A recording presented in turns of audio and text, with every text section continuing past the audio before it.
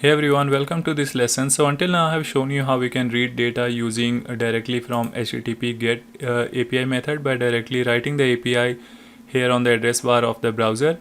And I also shown you how we can run the same program by using Python, and then how we can get the same data. Now in this lesson what we want to achieve is we want to read only the messages which we have not read. So for example, let's say you are part of a group, or your bot is basically part of a group where thousands of messages are being sent. So in that case, whenever you run this API, in that case you are going to get list of all the messages again and again. So for example, let's say if I run this API again and I execute it again you can see I have got all the data. So what if we want to tell Telegram bot that I have already read this data, I don't want to see this data again? So how we can do that thing?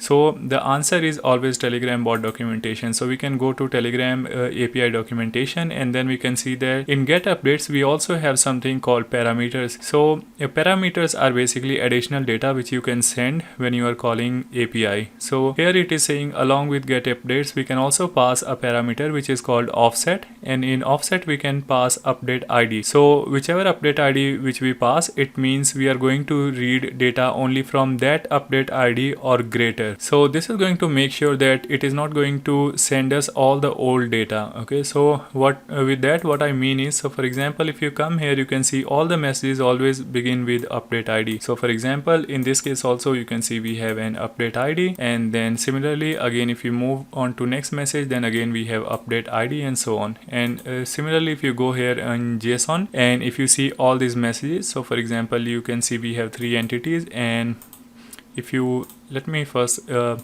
collapse everything. Now you can see if I expand first message, we can see we have an update ID here, then we have an update ID here as well, and so on. Okay, so basically all the messages are always having an update ID. Now let's say in this case I want to tell to Telegram that okay, I have already read all the messages, update messages which were older than this update ID. Okay, and now I'm only interested in the message which is either equal to or greater than this update ID. So how do we do that?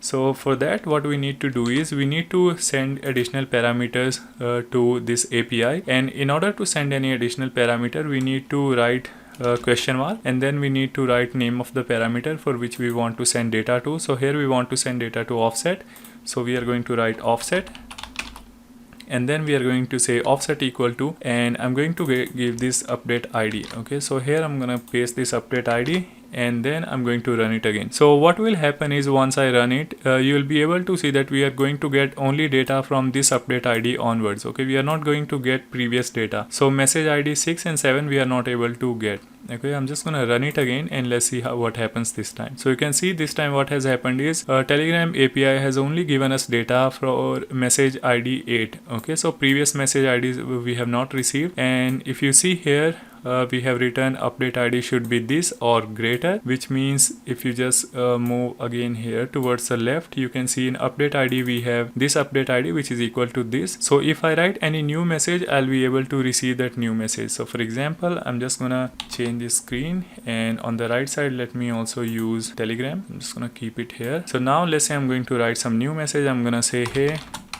this is a new message, and then I'm going to run it again. So in that case you will see we will be able to read new message. So here you can see we have got the new message which is called hey, this is a new message. Now I'm going to write one more message. I'm gonna call it this is one more message.